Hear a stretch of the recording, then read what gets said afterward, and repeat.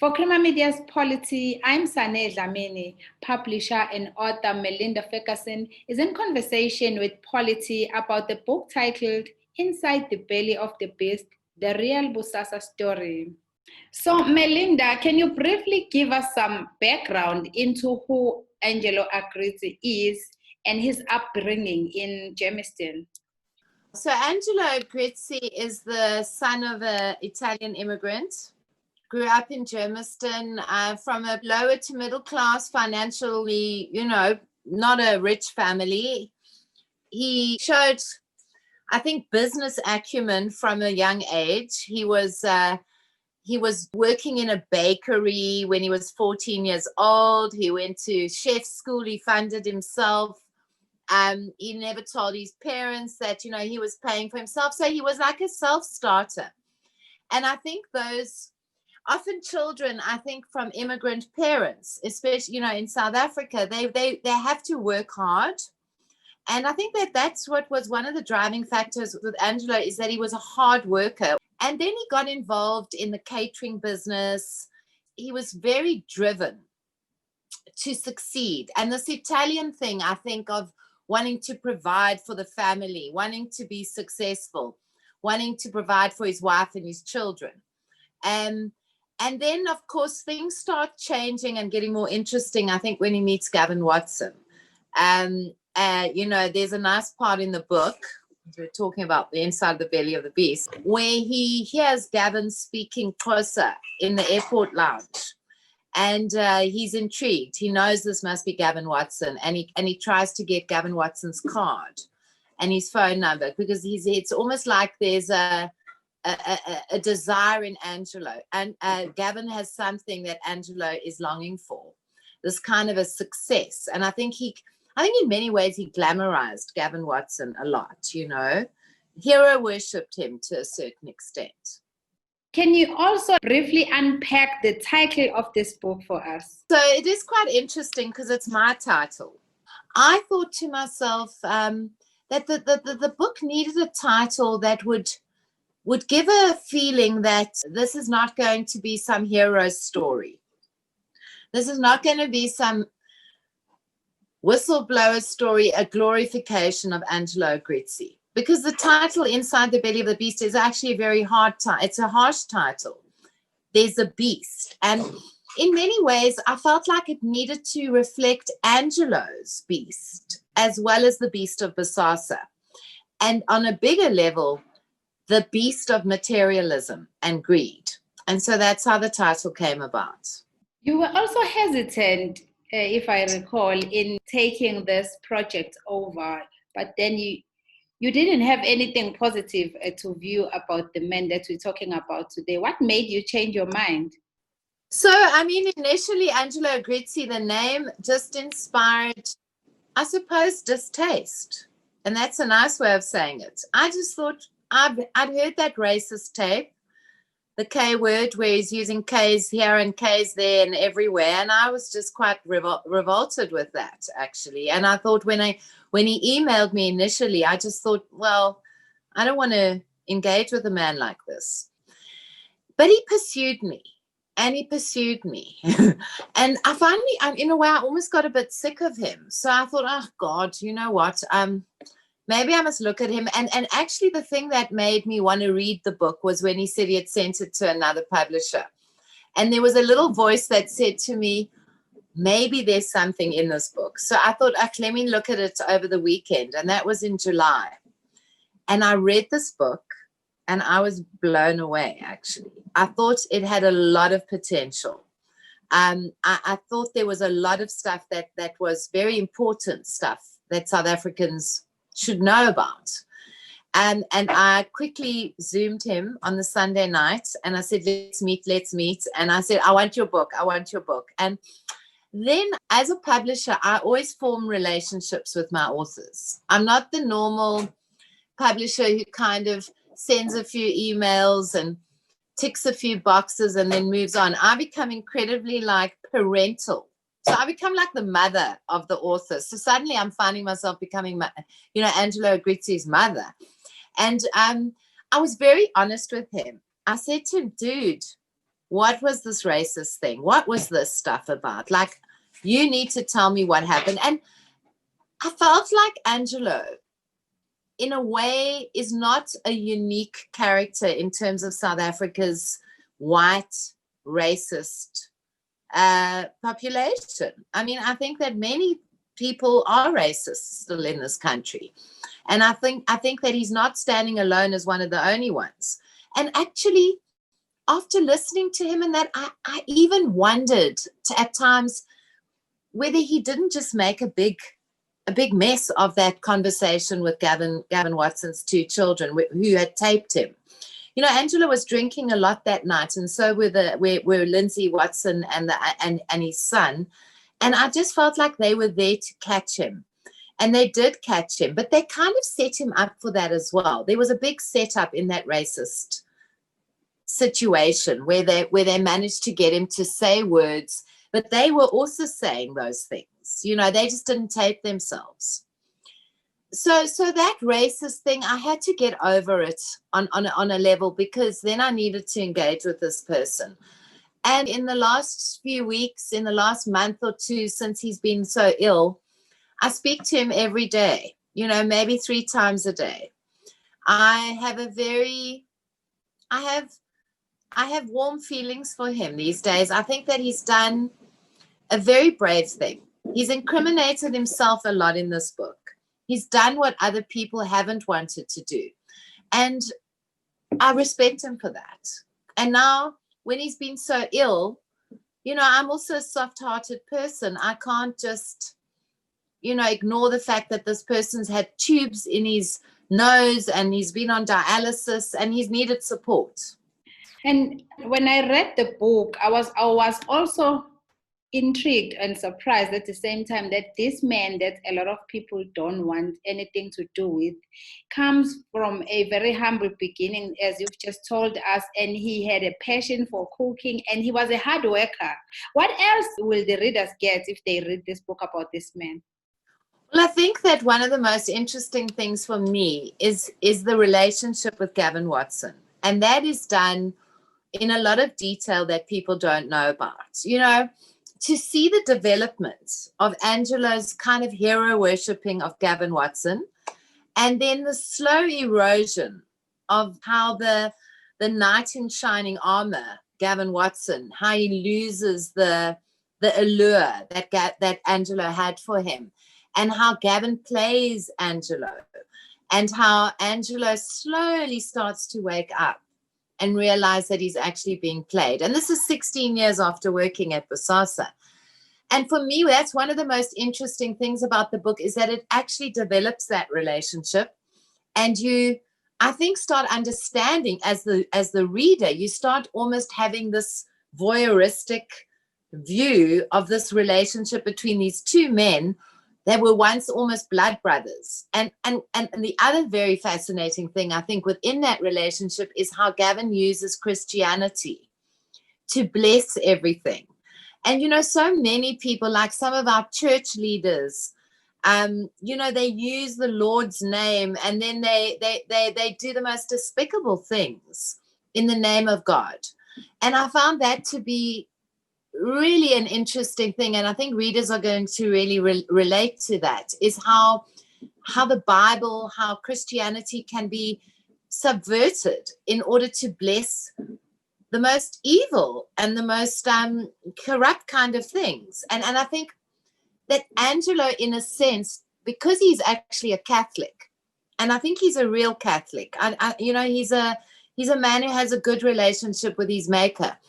I do think that was one of the things that he got conned by, you know, in the whole Bosasa thing. He wanted to believe that this was blessed, the blessed Bosasa. And when I read the book, when they finally met, to me, I saw this thing of Angelo now changing. It seems as if his ethics, whatever he believed in, it just went out the window, and it was like Gavin taking over and controlling him. Is that a good judgment of what happened? Oh, yeah. I mean, it's exactly. I sometimes call Angelo like Gavin's handmaiden, the Gavin's puppet. because also Angelo was signing a lot of the deals, and he was doing Gavin got him to sign everything. Gavin was never signing things. And you must think that if someone is doing that, Gavin must have known the whole time that he was keeping himself out of the idea of prosecution. And I think that Angelo was quite naive to actually not imagine that Gavin was trying to hang him out to dry. And I like the part where, when I think they're in Paris or they're in Italy, or they've gone and they've bought all these clothes and they're living the high life, and they're at the Michelin-starred restaurants, and they're living on the top floor where a Hollywood actress is. That whole part, and Angelo sees one of the emails from the Special Investigation Unit where Gavin has made Angelo the CEO of Bosasa. And I think that was when something really dawned on Angelo, that this guy's actually not who he says he is. But it takes him a long time to realize that. And can you briefly also tell us, Melinda, about how now the ANC Women's League was also roped into the Bosasa saga? I think a lot of people who don't really understand or who haven't done deep investigation into this Bosasa and possibly other white private run enterprises is, in many ways, I think that the ANC was taught how to be corrupt by companies like Bosasa. So what happened with the ANC Women's League is that I think Gavin charmed everybody. He promised them all sorts of things, and he promised them points as shareholders. He needed his BBBE accreditation. You can see that was definitely what was driving him. And so he conned the ANC Women's League to believe that they actually had a proper stake in the business when they had nothing. And I found this to be very interesting because I didn't know that. I didn't know the levels of deception. And I think that if you think about it as human beings, we can all be tempted by material gifts. I don't think many of us are beyond taking a present, a Louis Vuitton bag, when it all looks quite harmless, where it all looks like a gift. But what Gavin was doing, he was tallying up all the gifts he gave people and making them actually take them off the shareholders and the loan agreements. So he would make secretive documents telling the E-class he gave to someone or the Louis Vuitton bag. And when they asked if they could cash in their shares, he deducted all the presents he had given to them, which is insane. And now it is also known that Agrizzi divulged that Bosasa had over 40 politicians on its payroll. What kind of kickbacks were also given to them, and why was that done? Well, we all know about the security upgrades. Been a lot of security upgrades to top politicians, allegedly, in the ANC. There's also, bags of money. I think straight cash. That part where Gavin's counting out all the money, and Angelo's got a little black book where there's a code word for everybody. That's for me hilarious, to be honest. One of my favorite parts of the book. And so I think hard cash. And then, of course, there were, Nomvula at Zondo. There was, Angelo made allegations that she had received bottles of whiskey and bribe packs and Christmas, huge amounts of food and birthday parties and, all sorts of things. A lot of E-classes, a lot of Mercedes, university tuition paid for, lots of cars. So these kind of kickbacks that Bosasa was giving so that they could get tenders were actually insane. And he's listed so many people. He's told me that there are even more. There are even more that he's wanting to start working on another book. Angelo's got a lot of stories to tell. And the thing is, whatever one thinks about Angelo Agrizzi, so far nothing that what he has said, besides saying it was Nomvula's 40th instead of her 50th instead of her 40th. He's got a few dates wrong, you know, I mean, as any human would. But nothing he said at Zondo has been proved to be incorrect. And reading about this man now, Watson, gave me a sense that he was also like a sort of a bully, and it was always his way or the highway. Can you describe to us how he ran his business like that? You know, someone said the other day, Gavin had many faces, and I think that's a good way of describing him. So I think he was the charming Eastern Cape, politically correct, you know, who could move around the township and make great friends. I mean, he was friends with Jacob Zuma. He was friends with all these politically connected people. So that was the Gavin on one level. Then there was Gavin the boss, who seems, I mean, there's that time at in Bosasa, sort of big annual conferences or sales conferences where he belittles people in public. He often pointed out people who were fat, mocked them for their weight. He was himself quite a gym bunny.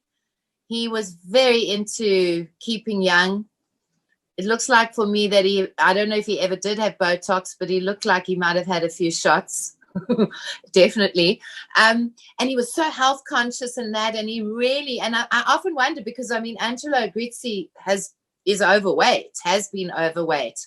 I often wonder how much he managed to mock Angelo for his weight.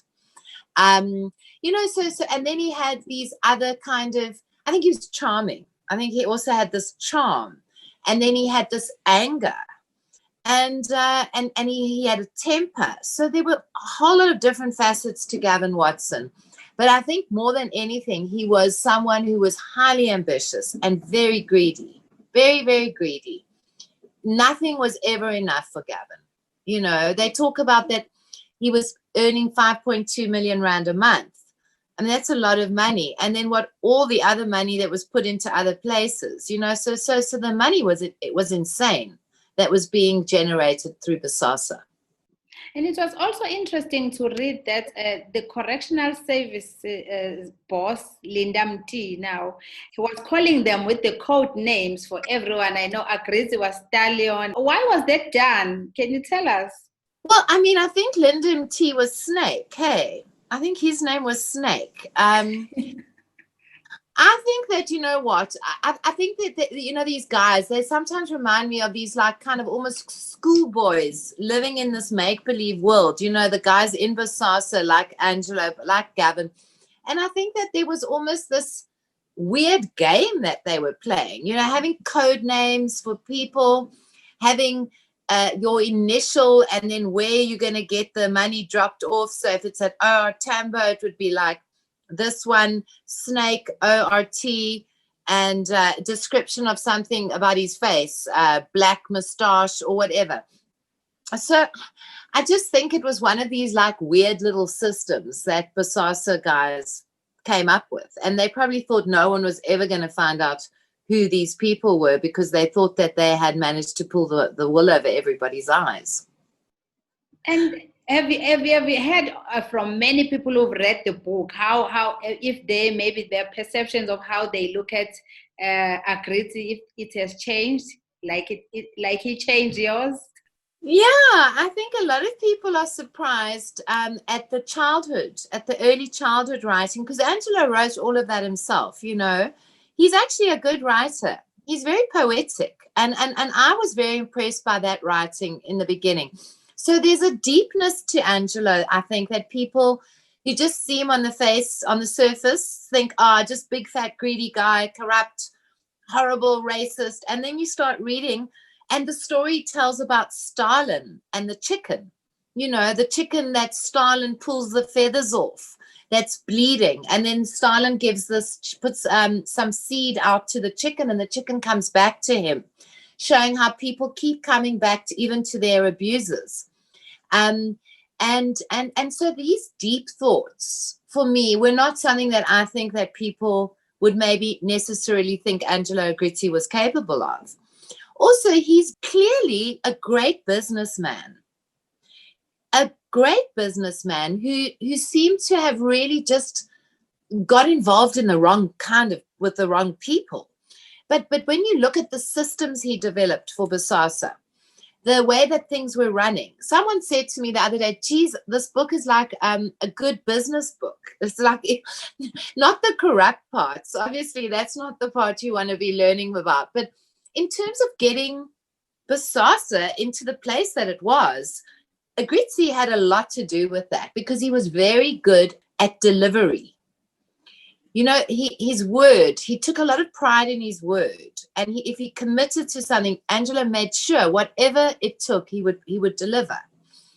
So I think that's the kind of thing that people might not have known about Agrizzi. You know, beyond just being this corrupt criminal, which people might just write him off as. There's a sensitivity to him. There's insight into him. I think that he also has insights into his own faults, his own weaknesses.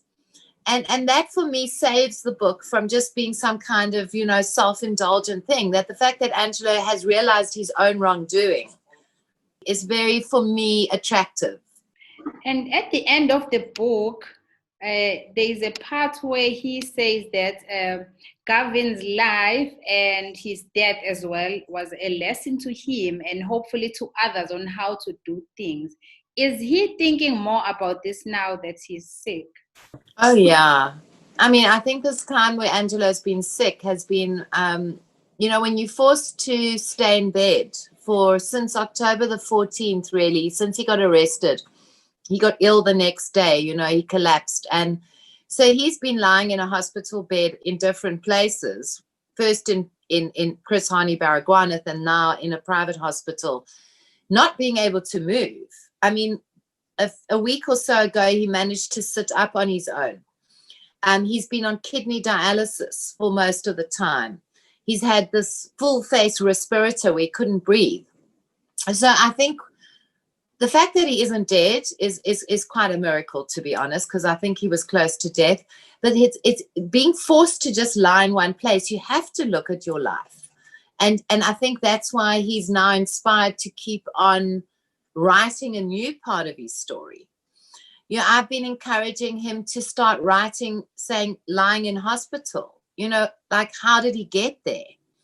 After all this material success, lying in prison, in chains, how does that work in his head? And I think this time has become a time where he is just forced into reflection more than anything. And I also read somewhere in one of the articles when he was from jail, he was taken from jail and then he went to Barra. Can you quickly describe to our viewers how the situation was when he was in Barra before he was moved? I mean, he doesn't remember what happened to him after the lights went out in prison in Joburg Central. He remembers waking up in Chris Hani Baragwanath. He said that the hospital was in a terrible state. He was shackled to the bed. He had soiled himself, was not given really any help by the prison guards. I think in many ways they might have gone, now, look at you now, you know, maybe, who knows what was going on in their minds. I mean, apparently there was no bedding on the mattresses in Chris Hani Baragwanath. And he was finally unshackled from the bed to try and find a bath, where he crawled down the passageway to get to a bath, but his legs were still, you know, chained up, but he had gotten out of the bed. And then he had to find a plug because there was no plugs in the baths. So you can see how someone who was once the Don is now taken right down into a place of degradation. He finds himself not remembering even how, when he loses consciousness in Chris Hani Baragwanath, I think his world really had fallen apart by then. For me, that was when it must have just felt like a complete collapse. No way of getting hold of his family. Now he's in prison. He doesn't know how long. Maybe he's never going to get out. Maybe someone's going to kill him. You know, all those things are going through his mind. And the next thing, he wakes up He's had a heart attack in the new hospital because apparently they couldn't treat him at Chris Hani Baragwanath. They didn't have the right equipment, and he lands up so close to dead in the private hospital. And he tells a story of they ran out of adrenaline in this private clinic because they had to give him so much adrenaline to try and get his heart to start beating again. He says that one of the nurses, her arms were bruised from her hands down to her arms from trying to get him to come back to life. So I say to him quite often, well, obviously God doesn't want you to be gone yet, because if you were supposed to have gone, you would have died now, and you obviously aren't supposed to be dead. And he seems to have had quite a change since this experience. For me, I've never heard him more lucid and more determined now to try and carry on with the work that he feels like he's been destined to do. That was Melinda Ferguson in conversation with Polity about the book titled Inside the Belly of the Beast, The Real Bosasa Story.